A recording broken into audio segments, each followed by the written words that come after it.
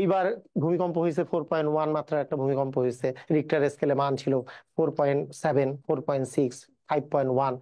অনেক জায়গায় একবারে হেভি ভূমিকম্প হয়েছে 6.1।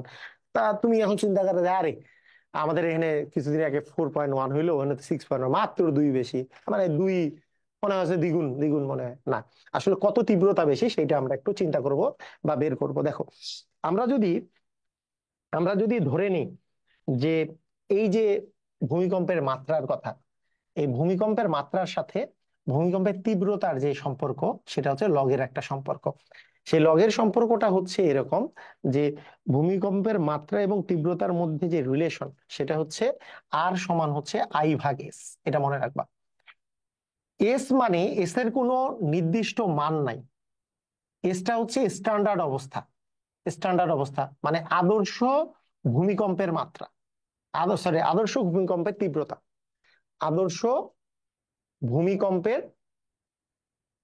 ভূমিকম্পের দেখো ভালো করে বুঝবা, আদর্শ ভূমিকম্পের তীব্রতা, আদর্শ ভূমিকম্পের তীব্রতা তার চেয়ে, আদর্শ ভূমিকম্পের চেয়ে এইটা কত গুণ হয়েছে, এইটা এইটাকে আমরা যদি মেজার করি, সেইটাই হচ্ছে এখনকার তীব্রতা। মানে এখন একটা ভূমিকম্প হয়েছে, তার তীব্রতা আমি একটু রিলেটিভ বের করার চেষ্টা করতেছি। তাহলে কি হবে, সেটা হচ্ছে আই, তীব্রতাটা হচ্ছে আই। মানে বর্তমান যেই যেই সময় আমি মাত্রা বের করতে চাচ্ছি, সেই সময়ের তীব্রতা হচ্ছে আই। আদর্শ তীব্রতা হচ্ছে তোমার, আদর্শ ভূমিকম্পের তীব্রতা হচ্ছে এস। তাহলে এইটার কত গুণ এইটা হয়েছে তার লগ নিলে আমি আসলে মাত্রা পাই। যেমন তোমাকে আমি যদি বলি যে আদর্শ অবস্থায়, আদর্শ অবস্থায় যখন ভূমিকম্প হয়েছে আদর্শ অবস্থায়, তখন রিক্টার স্কেলে মাত্রা কত হবে। তাহলে আদর্শ অবস্থায় মানে কি, আমি এমন অবস্থায় নিতে যাচ্ছি আই এর মান যেটা হচ্ছে আদর্শ, যে তখন তীব্রতা হবে আদর্শ। তাহলে লগ তীব্রতা হবে আদর্শ। তাহলে আদর্শ অবস্থায় তো তীব্রতা তো এসি, তাহলে আই এর মানটা এস হবে। তাহলে লগ এস বাই এস মানে কত, এখানে কিন্তু লগ লগ কিছু দেওয়া না থাকে, মানে কিন্তু লগ 10 বেস আছে। তাহলে এখানে কত হবে, লগ 10 বেস কত, এই এস বাই এস মানে কত, 1। আমরা জানি কি, এই আমরা কি জানি যে লগ 1 এর মান কত, আমরা জানি 0। তার মানে এই ক্ষেত্রে কিন্তু মাত্রা হয়ে যাবে কত, 0। তার মানে একটা আদর্শ ভূমিকম্পের মাত্রা, একটা আদর্শ ভূমিকম্পের মাত্রা হচ্ছে কিন্তু 0। কথা কি বুঝছো? আমাদের যদি কোনো একটা কিছুর মাত্রা যদি বেশি থাকে, যদি আদর্শর চেয়ে বেশি হয়, তাহলে সেটার কিন্তু একটা মাত্রা থাকে। যেমন দেখো, ভালো করে দেখো, যেমন দেখো 8 নম্বর কোশ্চেনটা দেখো। এখানে বলেছে, আরে হ্যাঁ, যে 5 মাত্রার ভূমিকম্পের চেয়ে 7 মাত্রার ভূমিকম্প, হ্যাঁ, মানে 100 গুণ বেশি শক্তিশালী, এইটা তোমাকে দেখাইতে বলছে। এটা তোমাকে দেখাইতে বলছে। আবার 5 মাত্রার ভূমিকম্পের চেয়ে 8 মাত্রার ভূমিকম্প 1000 গুণ শক্তিশালী। একেবারে খুবই সঠিক সঠিক কথা বলছে। খুবই খুবই সুন্দর কথা বলছে। ভালো করে বুঝো, এটা কেমনে তুমি বুঝবা। আমরা মাত্রা কি জানি, মাত্রা সমান কি, আচ্ছা এই এই অঙ্কটা আমরা এখানে করব।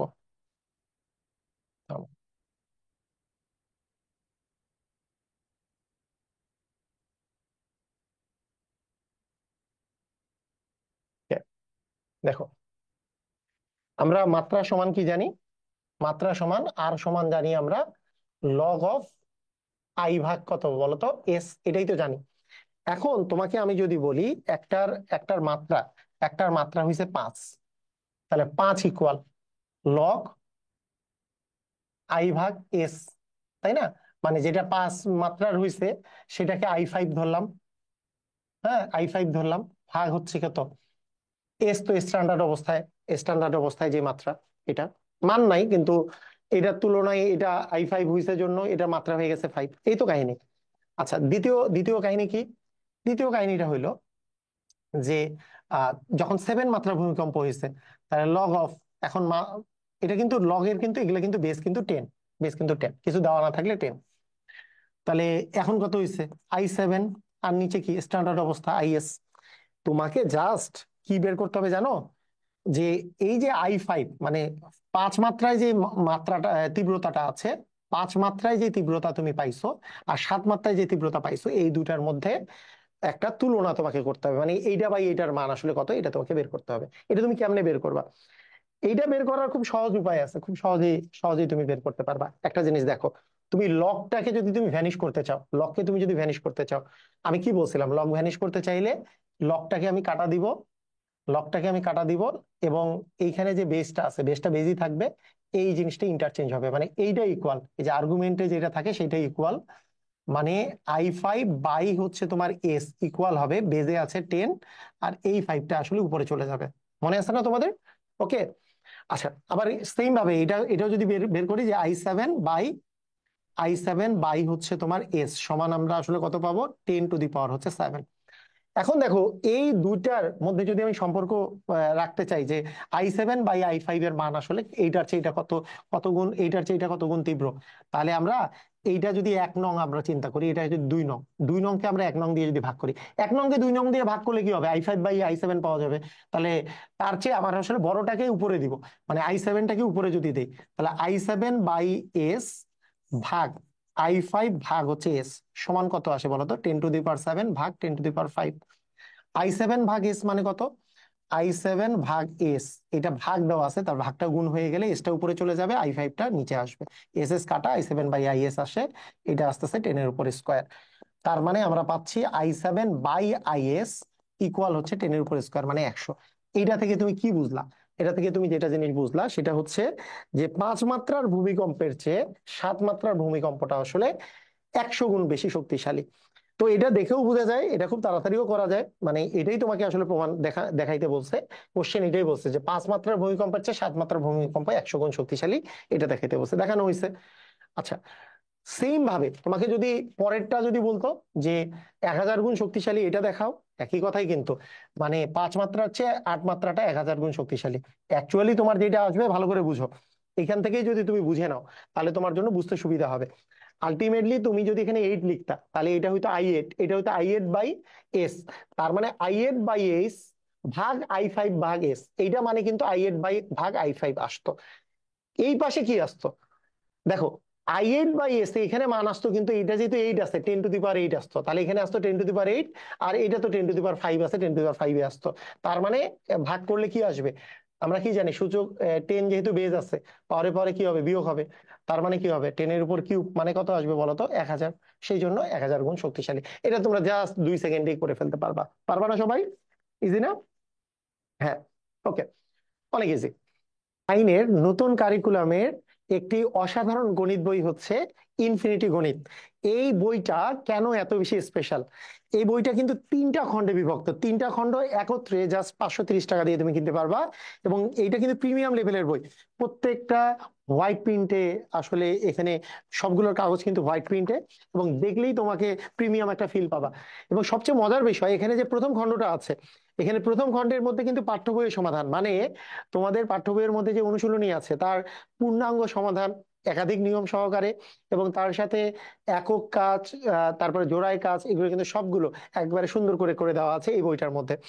সেকেন্ড যেই বইটা, যেটা এই যে দ্বিতীয় বইটা, এটা কিন্তু একটা চমৎকার বই, এটা তোমার বেসিক টু অ্যাডভান্স শেখার বই, একেবারে বেসিক একবারে ধরে ধরে টাইপ ভিত্তিক আকারে পুরো ক্লিয়ার করে দেওয়া আছে।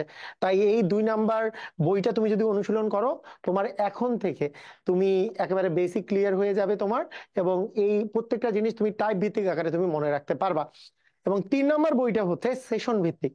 তো তোমাদের যেই ক্লাসগুলো হয় সেগুলো সাধারণত শিক্ষক সহায়িকা যে বই আছে সেটা সেশন দেওয়া থাকে, সেই সেশন ভিত্তিক আসলে তোমাদের ক্লাসগুলো হয়। প্রত্যেকটা সেশন আলাদা করে করে কি কি ভাবে তোমাদের ক্লাসের মধ্যে কোন এক্সাম্পলটা আসলে দেওয়ার কথা বা দিয়েছে তোমাদের টিচাররা, সেই ভিত্তিক করে আসলে সাজানো হয়েছে। 3 নাম্বারটা হচ্ছে শিক্ষণ অভিজ্ঞতা বই। এই 3টা বই তোমরা অবশ্যই সংগ্রহে রাখবা, তোমরা নিকটস্থ লাইব্রেরিতে অবশ্যই খোঁজ নিবা। একবার যেয়ে যদি দেখো, অন্যান্য বইয়ের তুলনায় এটা অনেক বেশি পরিমাণে আগায় আছে, তুমি জাস্ট এইটা বই দেখলেই তোমরা ফ্যান হয়ে যাবা।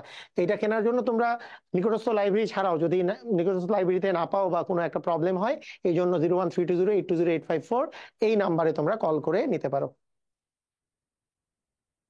আচ্ছা, এখানে কি বলছে যে 1985 সালের 14 জুলাই মানিকগঞ্জে যে ভয়াবহ ভূমিকম্প সংঘটিত হয় রিক্টার স্কেলে, তার মাত্রা 7 রেকর্ড করা হয়েছে।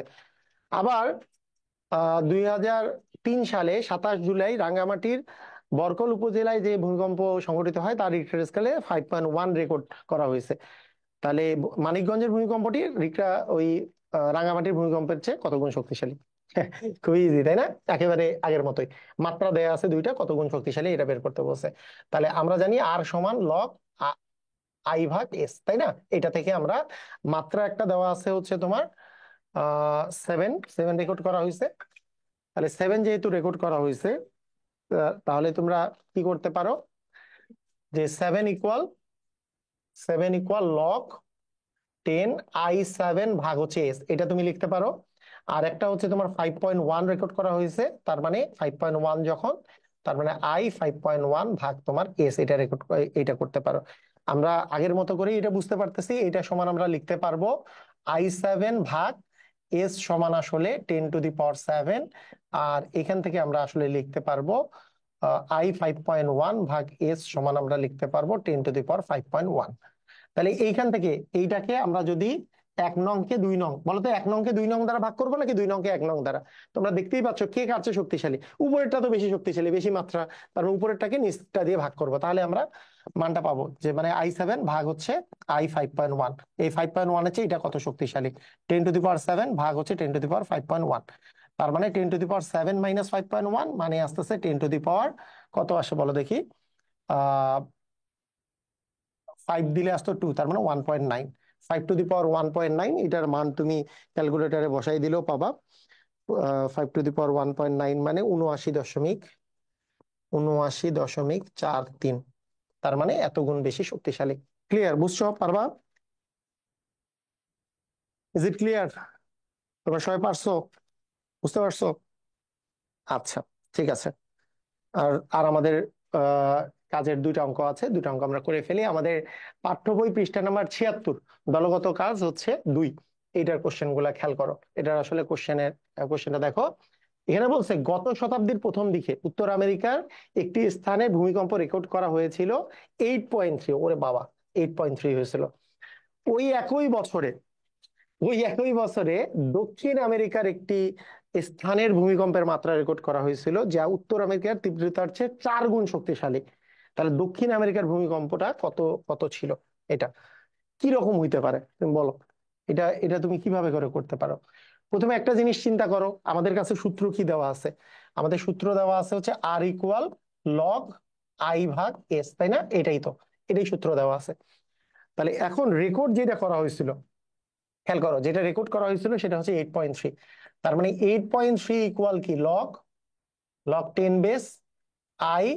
8.3 ভাগ কি বলতো, এস, তাই না? স্ট্যান্ডার্ড অবস্থায় যেটা। তার মানে আমরা ইচ্ছা করলে এখান থেকে কিন্তু এই মানটা বেরো করে নিতে পারি যে I 8.3 ভাগ এস ইকুয়াল আসলে তোমার 10⁻8.3।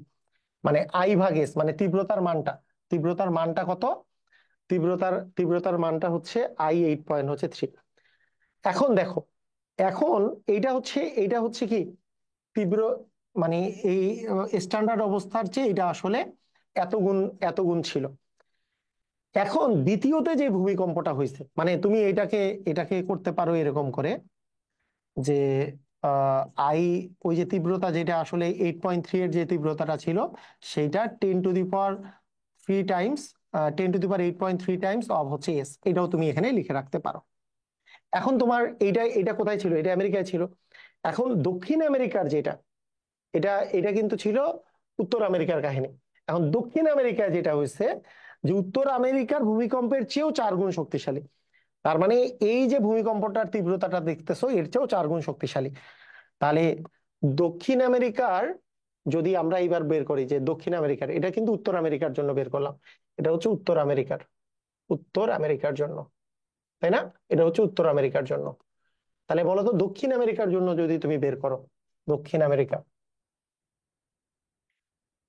বলো দক্ষিণ আমেরিকার জন্য বের করতে চাইলে তোমার আসলে কাহিনী কি হবে? এখন দক্ষিণ আমেরিকার, আমরা ধরে নিলাম দক্ষিণ আমেরিকার তীব্রতা হচ্ছে আইএস। তাহলে আইএস সমান কি হবে? এইটা তো এস ইন্টু 10⁻8.3 ছিল, এইটা গুণন 4 হবে না? এটা গুণন 4 হবে কি হবে না? তাই তো হবে, তো 4 গুণ যেহেতু, মানে এটা তো 10⁻3 ইন্টু এস, এটা তো ছিলই। মানে আমরা 10⁻3 8.3 ইন্টু এস ছিল হচ্ছে উত্তর আমেরিকার তীব্রতাটা, তার সাথে কি আবার 4 গুণ হবে কি হবে না? 4 গুণ হবে। তাহলে এখন এই মাত্রা যদি আমরা বের করতে চাই যে অতএব দক্ষিণ আমেরিকার ভূমিকম্পের মাত্রা, দক্ষিণ আমেরিকার ভূমিকম্পের মাত্রা, আর এস, সাউথ আমেরিকার জন্য আর এস দিলাম, equal log of IS by কি বলো দেখি, এস। এটা হচ্ছে 10 লগ আসতেছে। আচ্ছা, লগ এখন মান যদি আমরা বসাই, 10⁸ ইন্টু এস ইন্টু হচ্ছে 4, ভাগ হচ্ছে এস, এস এস তো তো কাটা গেল। তার মানে তোমার আসলে আসতেছে কত বলো দেখি, এই মানটা যেটা পাওয়া যাচ্ছে সেই মানটা, যে লগ 10 বেস, এইটার মান আসলে যত পাওয়া যায়, লগ 10 বেস 4 ইন্টু 10⁸ এটার মান আসবে হচ্ছে প্রায় 8.9 মাত্রার। এটা হচ্ছে 8.9 মাত্রার একটা ভূমিকম্প হয়েছিল। বুঝছো কি বুঝো নাই? সবাই ক্লিয়ার? সবাই বুঝছো? প্যারা আছে কোনো? পারবা সবাই?